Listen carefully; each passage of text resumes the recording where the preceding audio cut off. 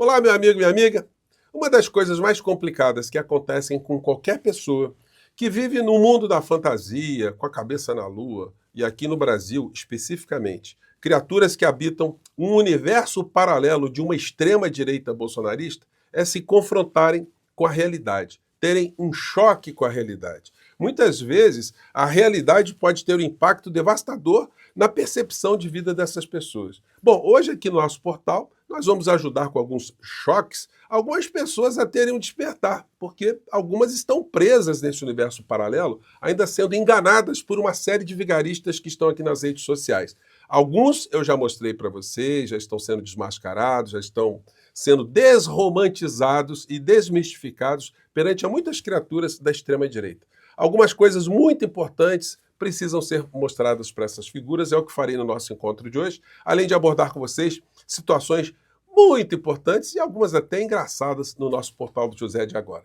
Antes de mais nada, quero convidar você que está chegando nesse instante ao nosso portal e ainda não é inscrito, para que, em primeiro lugar, você se inscreva aqui conosco e venha se somar aos mais de 1 milhão de amigos e amigas que já estão inscritos e conectados através do nosso portal. Conheça também os nossos outros vídeos. Se você gostar, compartilhe, recomende, nunca se esqueça de dar o seu joinha, o seu comentário e, se puder, venha também para o nosso clube de membros. Você que é muito bem-vindo e muito bem-vinda. Bom, gente, olha, ainda não tivemos notícias dos desdobramentos do júri do assassino de Marcelo Arruda, que aconteceu lá em Foz do Iguaçu, o assassino Jorge Guaranho. E certamente à noite, talvez no final da noite, se tenha um veredito.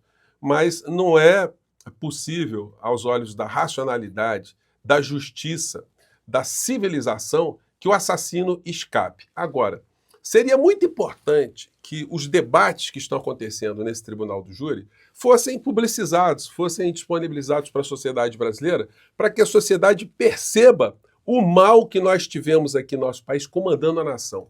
Não um chefe de Estado, não o chefe de uma nação, mas um golpista, chefe de uma milícia, de uma grande Orcrim, que dividiu a nossa nação e os efeitos são sentidos todos os dias por todos nós aqui no Brasil. Bom, vamos aguardar, estamos cobrando, e vamos cobrar também dos meios de comunicação que explicitem mais as razões desse crime, os meandros dessa história, os depoimentos, as percepções que se teve que motivaram ali que essa tragédia tivesse acontecido. Bom, vamos ficar acompanhando, mas amanhã certamente a gente vai ter notícias disso aí. Entrando agora para o universo paralelo, tem um que virou até vereador lá em Curitiba, que tem um canal, esse cidadão aqui, que assiste o Dallagnol. Eles todos se assistem, né? Porque eles precisam de ter ali algum capim para se agarrarem nessa rolagem ribanceira abaixo. E as insanidades precisam ser confrontadas com as realidades. Esse cidadão aqui, ele postou um vídeo, mais uma derrota para Alexandre de Moraes. E aí ele vai naquela que o Alexandre de Moraes pode ser preso a qualquer momento, que veio a OEA aqui no Brasil, o mundo paralelo é assim, né? Só que tanta gente no universo paralelo acaba elegendo até vereador, né? O vereador do universo paralelo. Aí a criatura veio com essa aqui. A colocar sanções para o Brasil, aumentando aí alguns impostos, né, algumas taxações sobre importações do aço brasileiro. Mas vem muito mais coisa por aí. Alexandre... Cidadão, as sanções não foram impostas por Donald Trump contra o aço brasileiro. Foi contra o aço do planeta que chega até os Estados Unidos, que inclusive o aço brasileiro está incluído no meio desse pacote. Eu lembro que o seu presidente, o seu mito, o chefe da Orcrim, que governou o nosso país, durante o mandato dele, o alumínio foi taxado nos Estados Unidos com uma alíquota de 15%, passando para 145%. Então pare de falar besteira, se informe antes de vir para as redes para dar cor aí ao jeguinho lustroso. O puxa-saco maior da América Latina, e talvez até do mundo, está recebendo também essa pancada, só que para a Argentina a pancada vai ser muito maior do que a que a indústria siderúrgica receberá aqui no Brasil. Por quê? Porque a exportação do aço na Argentina, do alumínio, representa 62% da balança comercial que eles têm com os Estados Unidos. E o alumínio 62% e o aço 50%. Então, isso vai representar uma pancada num país que já está ficando depauperado, um país que está ficando na pobreza para a sua maior parte da população de uma forma muito mais intensa.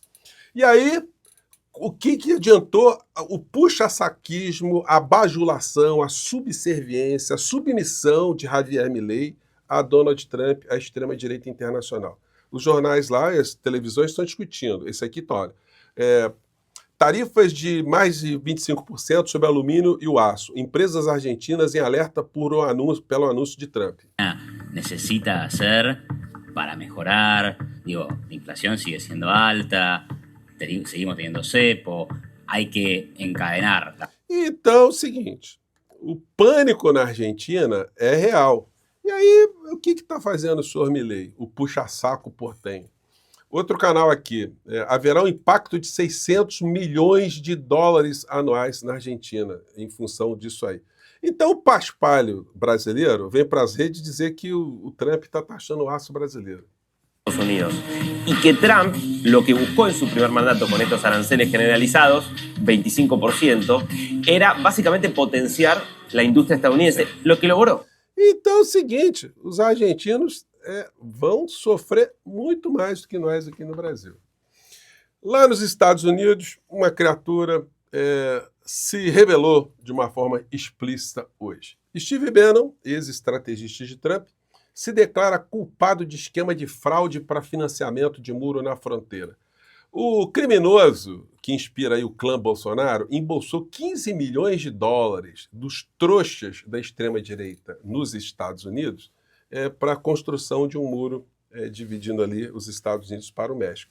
E aí ele assumiu a responsabilidade, escapou de uma prisão, de uma jaula, mas foi condenado a 3 anos em liberdade condicional. Se ele der mais uma vaciladinha, ele volta para o chilindró. Então, é uma dessas criaturas que a extrema-direita brasileira se inspira lá fora do nosso país. Um vigarista, um golpista, um bandido, um criminoso internacional. Bom, aqui dentro, vejam só mais um choque de realidade. Essa criatura aqui, que ficou fazendo campanha junto com toda a direita, né? Dudu Bananinha, Nicolas Ferreira, a outra do outro canal, o Thiago Tolizei, a Bia Kicis, todo mundo, a Carla Zambelli, todo mundo. Olha, a Comissão Interamericana de Direitos Humanos está vindo aqui, a casa caiu, o Alexandre de Moraes está frito. E essa criatura na mesma linha. E eu comentei aqui com vocês, olha, o representante da Comissão Interamericana de Direitos Humanos foi um advogado defensor de famílias de jornalistas que foram assassinados na Colômbia. 92 famílias, 92 jornalistas que foram assassinados. Então, ele veio para cá e está se encontrando, aliás, se encontrou hoje com o ministro Barroso e o ministro Alexandre de Moraes. Olha, se eles disponibilizaram para essa pessoa, né, esse enviado para cá, uns 20 vídeos, 10 vídeos do que essa extrema-direita estava fazendo aqui, olha, ele vai ficar horrorizado, ele não vai querer nem mais escutar mais ninguém. E o ministro Barroso, certamente, o professor, vai ali conversar com o advogado de direitos humanos, eles vão se entender muito bem, ele vai colocar a realidade que nós vivemos aqui no Brasil, e o ministro Alexandre de Moraes vai colocar as coisas que nós sofremos aqui, os atentados que nós sofremos. Aí depois o emissário aí, da OEA e da Comissão Interamericana de Direitos Humanos, ele vai escutar o chororô dos bandidos, enfim, mas vai saber diferenciar. Agora a criatura aqui está desesperada. A agenda da Comissão Interamericana de Direitos Humanos no Brasil. Algo estranho está acontecendo, mas há esperança. Eu não sei que esperança que ele tem, só fosse um relatório do mundo paralelo. Aqui é o encontro hoje, né? Relator da OEA conversa com Barroso e Moraes sobre o 8 do 1 e bloqueio no X. Enfim, nós certamente teremos mais notícias aí ao final do dia. E aí a gente entra nessa situação aqui, que muita gente escreveu para o nosso portal, né, para comentar. Múcio revela a conversa com Bolsonaro e diz que militares evitaram o golpe. Gente, o Múcio, ministro da Defesa, deu uma entrevista ontem no Roda Viva que foi duro de assistir e de engolir. O que essa figura está fazendo no governo Lula? Nós que lutamos contra essa insanidade toda, todos os dias, para nós é um negócio extremamente desagradável, até ofensivo, ter uma criatura dessa num governo que a gente ajudou a colocar.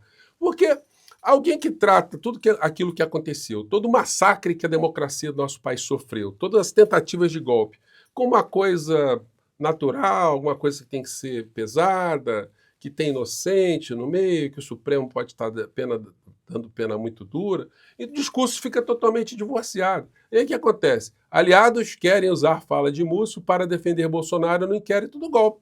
Então o governo Lula tem um ministro que, ao invés de fortalecer, de enriquecer com mais informações tudo aquilo que aconteceu no nosso país para que ele não estivesse no poder, porque se Bolsonaro tivesse permanecido, o senhor Múcio quem seria na fila do pão, não é? Então, o Lula traz essa figura, coloca dentro do governo para ter esse tipo de papel.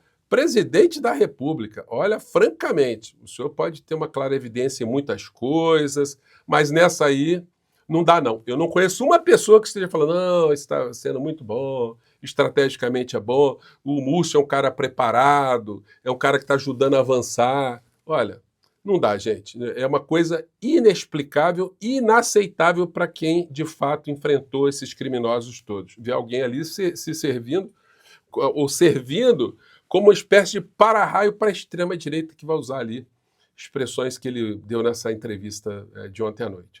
Bom, chegamos aqui a mais um, né? O agente 171 que já está nos Estados Unidos postando vídeo. Por anistia, Eduardo Bolsonaro vai aos Estados Unidos explorar investimentos de agências no Brasil.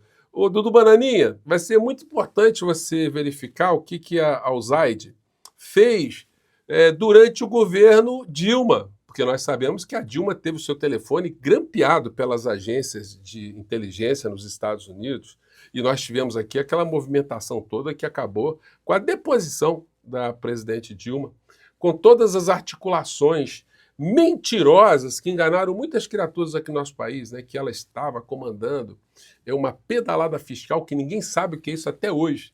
E ela foi retirada do poder com uma manobra ali comandada por uma figura como o Eduardo Cunha. É importante salientarmos também que muitos flancos foram deixados pelo governo da época, porque é inacreditável que o impeachment tenha acontecido naquela circunstância, quando o presidente da República, se tiver 1/3 da Câmara ou 1/3 do Senado, a pessoa não sofre o impeachment. O Bolsonaro não sofreu impeachment. Só para vocês pensarem aqui nessa realidade que aconteceu aqui no nosso país. Bom, mais atuações da USAID aconteceram com a prisão de Lula, com a Operação Lava Jato, com a ascensão de Dallagnol, com a ascensão de Moro, com coisas estranhas que acontecem nos meios de comunicação aqui no Brasil, comportamentos de colunistas, de jornalistas, mas não de agora, isso desde os anos 60, desde quando a Rede Globo de televisão foi criada um ano depois do golpe militar de 64, para ser exato, em 1965, com dinheiro vindo dos Estados Unidos. De uma forma escamoteada, com os seus laranjas, os seus testas de ferro, sendo empresários, mas o dinheiro nós sabemos que veio da CIA. Veio de um organismo da CIA que fez essa roupagem toda para construir aqui no Brasil uma emissora de televisão em plena ditadura. Qual o propósito do senhor Roberto Marinho? Foi levar informação, cultura, notícias de uma forma crítica, mostrar para a sociedade a verdade, ou simplesmente funcionar como órgão de comunicação para cobertar todas as torturas, todas as barbaridades, toda a entrega do nosso país e da nossa nação? Então, seria muito interessante que o senhor Dudu Bananinha voltasse dos Estados Unidos como agente 171, trazendo todas as informações sobre o Brasil. E não pensando uma coisa aqui, outra acolá, né? Mas eu duvido que a criatura baixe aqui no Brasil com alguma coisa consistente, porque eles vão olhar para o Bananinha e falar assim, o que você inventou, meu filho, no Brasil? Você inventou uma criptobanana? O que você inventou para estar aqui, circulando por aqui? Só para isso que eles vão pensar ali que o Bananinha esteve nos Estados Unidos, né? Bom, vou ficando por aqui, espero ter jogado aqui algumas situações como choque de realidade para algumas criaturas e vamos ver o que vai acontecer daqui para frente, né? Fico por aqui, um grande abraço, tchau!